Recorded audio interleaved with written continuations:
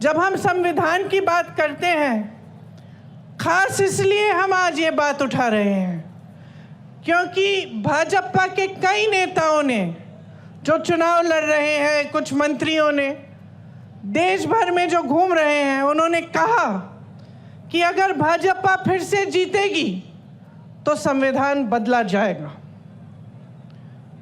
तो आज सबसे पहली बात मैं संविधान के बारे में करना चाहती हूँ, क्योंकि ये संविधान क्या है और किस तरह से आपके जीवन पर इसका प्रभाव पड़ता है, ये समझना ज़रूरी है।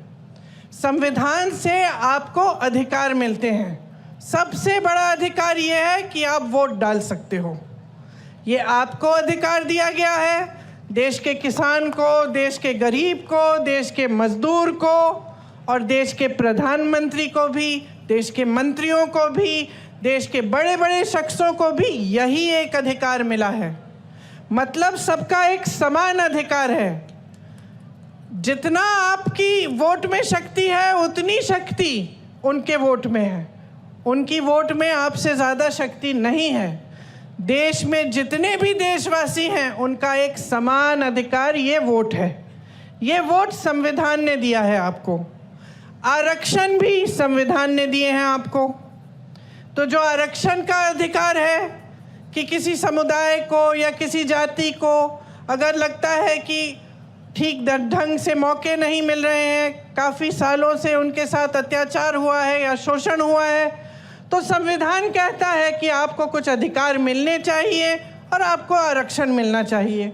मतलब रोज़गार मिलता है तो आपके लिए कुछ रोज़गार आरक्षित हो, ये भी संविधान आपको देता है। तो ये दो बहुत बड़ी चीज़ें हैं जो आपको संविधान द्वारा मिलती हैं।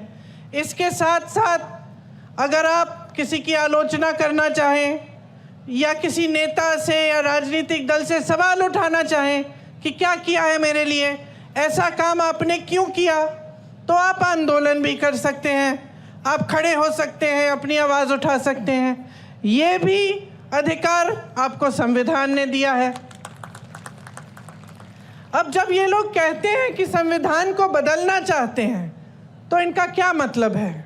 इनका मतलब ये है कि जितने भी अधिकार आपको दिए गए हैं, वो अधिकार कम करेंगे, उनको कमज़ोर किया जाएगा।